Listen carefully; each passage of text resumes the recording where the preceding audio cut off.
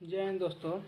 आज हम लोग सीखेंगे क्लास 10 का चैप्टर नंबर 3, जिसमें दिया है दो चर वाले रैखिक समीकरण। दो चर वाले रैखिक समीकरण। तो देखिए, इस चैप्टर में हम लोग को जो उसमें दो चर वाले रैखिक समीकरण से हम लोग को चार विधि पढ़ना होता है, जिसमें कि पहला विधि हम लोग का है ग्राफीय विधि। ग्राफीय विधि और दूसरा विधि हम लोग का है प्रतिस्थापन विधि। प्रतिस्थापन विधि। तीसरा विधि है विलोपन विधि। विलोपन विधि। और चौथा विधि है वज्र गुणन विधि। दो चर वाले रैखिक समीकरण में हम लोग को चारों विधि पढ़ना होता है। तो आज हम लोग सीखेंगे प्रतिस्थापन विधि और विलोपन विधि। तो चलिए प्रतिस्थापन विधि को पहले हम लोग सॉल्व करते हैं कि कैसे वो बनता है। तो सबसे पहले यहाँ पे हम लोग कोई भी एक समीकरण ले लेंगे। जैसे कि यहाँ पे हम एक समीकरण ले रहे हैं 3x + 4y = 10। ये समीकरण नंबर 1 हो गया। और यहाँ पे समीकरण 2 ले रहे हैं, जैसे कोई एक 2x - 2y = 2। ये समीकरण 2 हो गया। इसको हमको सॉल्व करना है किससे? प्रतिस्थापन विधि से। किससे सॉल्व करेंगे? प्रतिस्थापन विधि से। तो देखिए, प्रतिस्थापन विधि में क्या होता है, जैसे कि हमारे पास दो समीकरण है। कौन सा? समीकरण नंबर 1 और 2। दो समीकरण हमारे पास है और तीसरा समीकरण हम लोग को ज्ञात करके x और y का मान निकालेंगे। तो जैसे कि हम लोग तीसरा समीकरण ज्ञात करेंगे, उसमें से हमारा x या y का मान ऑटोमेटिक आधा मान मिल जाएगा। तो देखिए, आते हैं हम लोग यहाँ पे इस समीकरण फिर से यहाँ पे दोबारा लिख दे रहे हैं 3x + 4y = 10। समीकरण 1 हो जाएगा। और यहाँ पे 2x - 2y = 2, यहाँ पे समीकरण 2 हो जाएगा। तो यहाँ पे देखिए, समीकरण 1 या 2 से समीकरण 1 या 2 से हम लोग को समीकरण 3 ज्ञात करना होता है। तो आइए हम समीकरण 2 से हम ज्ञात करते हैं, समीकरण 3 को प्राप्त करते हैं। तो यहाँ पे लिखेंगे हम लोग समीकरण 2 से। समीकरण 2 से। तो यहाँ पे समीकरण 2 हमारा क्या है? 2x - 2y = 2। तो यहाँ पे देखिए -2y प्लस में है, इधर लाएंगे तो हमारा यहाँ पे 2y माइनस में है और यहाँ पे लाएंगे तो हमारा क्या होगा? प्लस हो जाएगा। तो यहाँ पे 2x = 2, यहाँ पे प्लस माइनस है, यहाँ पे जाएगा तो प्लस हो जाएगा 2y। और यहाँ पे 2 हमारा गुणा है, इधर आएगा तो भागाम हो जाएगा। x = 2 + 2y, यहाँ पे 2 गुणा में इधर आएगा तो भागाम हो जाएगा। तो ये हमारा समीकरण 3 प्राप्त हो जाएगा। अब हम लोग क्या करेंगे? समीकरण 3 से x का मान समीकरण 1 में रख देंगे। समीकरण 3 से x का मान समीकरण 1 में रखेंगे। तो यहाँ पे लिखेंगे समीकरण 3 से x का मान समीकरण 1 में रखने पर। तो समीकरण 1 में रखेंगे तो यहाँ पे हमारा समीकरण 1 है 3x + 4y = 10। अब x का मान समीकरण 1 में रखेंगे तो यहाँ पे 3 = 2 + 2y = 2 + 4y = 10। अब देखिए, अब इसको क्या करेंगे? हम लोग गुणा करेंगे। गुणा करेंगे तो यहाँ पे 3 दूना 6 हो जाएगा और यहाँ पे 3 दूना 6 हो जाएगा। हमारा बाटा में 2 है प्लस 4 = 10। अब देखिए, इसको हम क्या करते हैं, इसको हम लोग बाटा को जोड़ निकालेंगे। बाटा को जोड़ यहाँ पे, तब देखिए 6 + 6y = 2। और यहाँ पे देखिए, यहाँ पे कुछ नहीं तो क्या है? 1 है।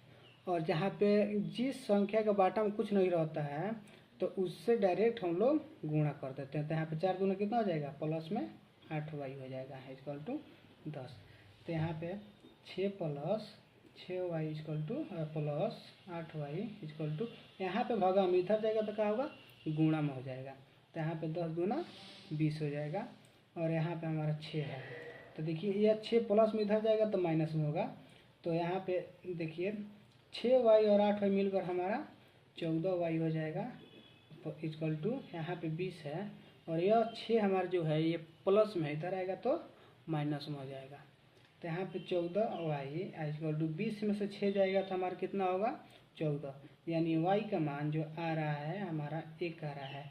अब ये y का मान हम लोग रखेंगे समीकरण 3 में।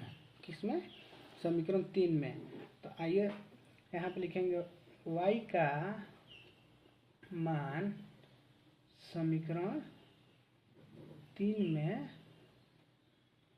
रखने पर, तो हमारा समीकरण 3 का है x का आधा मान जो प्राप्त हुआ है 2 प्लस 2y इक्वल टू बटा 2 इक्वल टू में कुछ नहीं है।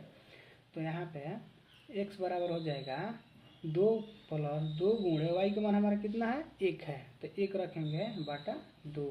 तो यहाँ पे x बराबर 2 प्लस यहाँ पे 2 एकम में 2 बटा 2, x बराबर 2 2 मिलकर हो जाएगा 4 और बटा 2, यहाँ 2 कट जाएगा तो यहाँ x बराबर आ जाएगा 2, यानी y का मान हमारा 1 आ रहा है और x का मान 2 आ रहा है। इसी से हम लोग इसी तरह हम लोग सॉल्व करेंगे प्रतिस्थापन विधि। हम लोग जो सॉल्व किए हैं वो क्या है, प्रतिस्थापन विधि है। अब चलते हैं, चलिए अब हम लोग सॉल्व करेंगे विलोपन विधि। कौन सा विधि, विलोपन विधि। आइए हम लोग सॉल्व करते हैं विलोपन विधि। विलोपन विधि, विलोपन विधि में तो सबसे पहले हम लोग समीकरण लेंगे। तो समीकरण हम लोग क्या था 3x plus 4y equal to 10 और यहाँ पे 2x minus 2y equal to 2। यह समीकरण 2 हो जाएगा, ये समीकरण 1 हो जाएगा। तो देखिए विलोपन विधि में क्या होता है, x या y को बराबर करके एक समान ला करके उसको गायब कर देना यानी विलुप्त कर देना, इसी को हम लोग विलोपन विधि कहते हैं। तो देखिए यहाँ पे हम लोग समीकरण 1 में हम लोग गुणा करेंगे 2 से, किससे 2 से, तो हम x को हम बराबर कर रहे हैं। तो समीकरण 1 में 2 से गुणा करेंगे 3 दूना 6 हो जाएगा।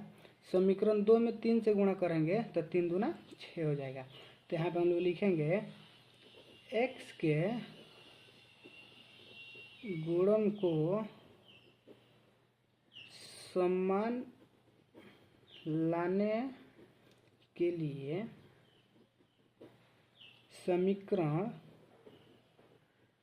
1 में 2 से तथा समीकरण 2 में 3 से गुणा करने पर तो यहाँ पे हम क्या लिखे हैं, x के गुणन को समान लाने के लिए समीकरण 1 में 2 से तथा समीकरण 2 में 3 से गुणा करने पर। तो समीकरण 1 में 2 से गुणा करेंगे तो 3 दूना हमारा क्या हो जाएगा 6x हो जाएगा प्लस 4 दूना 8y हो जाएगा इक्वल टू 10 दूना 20 हो जाएगा। इसको हम समीकरण 3 मान लेते हैं। और यहाँ पे समीकरण 2 में हम कितना से गुणा कर रहे हैं 3 से, तो यहाँ पे 3 दूना 6x हो जाएगा माइनस 3 दूना 6y हो जाएगा इक्वल टू 3 दूना 6 हो जाएगा। इसको समीकरण हम लोग 4 मान लेते हैं। तो देखिए इसमें क्या होता है कि अब विलोपन विधि करने के लिए हम लोग जो गुणा किए अब इसको घटाएंगे। तो इसको घटाने के लिए जो प्लस में रहता है उसको माइनस करते हैं, जो माइनस में रहता है उसको प्लस करते हैं। जिसके यहाँ पे 6x है तो इसको ये क्या है प्लस में, तो इसको हम माइनस कर देंगे। यहाँ पे 6y ये क्या है माइनस में, इसको हम लोग प्लस में कर देंगे। यहाँ पे 6 है तो इसको हम क्या करेंगे, इसको हम प्लस में है तो इसको माइनस कर देंगे। अब देखिए ये प्लस में हो गया, ये माइनस में, तो क्या होगा ये विलुप्त हो जाएगा। और ये दोनों प्लस में है तो ये विलुप्त नहीं होगा। तो यहाँ पे अब इसको जोड़ देंगे, यह प्लस में भी है यह भी प्लस में है, तो 8 6 की को कितना हो जाएगा 14y हो जाएगा। और यहाँ पे ये प्लस में है 20 प्लस में है और 6 माइनस में है, तो यहाँ पे क्या करेंगे 20 में 6 जाएगा तो 14 आ जाएगा। यानी y का मान जो हमारा है वो 1 हो जाएगा। 14 का में 14 यानी y बराबर 1। अब y का मान हम लोग समीकरण 3 या 4 में किसी भी रख सकते हैं। तो यहाँ पर हम लिखेंगे y का मान समीकरण 3 में रखने पर, समीकरण 3 में रखेंगे इसको, तो समीकरण 3 हमारा क्या है 6x + 8y = 20। यहाँ पे 6x + 8y = 20। अब देखिए y का मान समीकरण 3 में रखेंगे तो 6x + 8 × 1, y का मान हमारा क्या है 1 है, तो इसलिए यहाँ पे 1 कर दिए हैं 20। यहाँ पे 6x = 20 और यहाँ पे 8 है कम है 8 हो जाएगा, जो कि यहाँ पे प्लस इधर आएगा तो माइनस में हो जाएगा। 6x 20 में से 8 जाएगा तो कितना होगा 12 और यहाँ पे x बराबर 12/6 यानी 6 दूना 12 यानी x बराबर जो आ रहा है वो 2 आ रहा है। तो जो कि हम लोग विलोपन विधि से सॉल्व किए हैं तो y का मान हमारा 1 आ रहा है और x का मान 2 आ रहा है। और प्रतिस्थापन विधि से हम लोग भी सॉल्व किए थे तो y का मान हमारा 1 आ रहा था और x का मान भी हमारा 2 आ रहा था, जो कि दोनों में सेम है। इसी तरह से हम लोग विलोपन और प्रतिस्थापन विधि को सॉल्व कर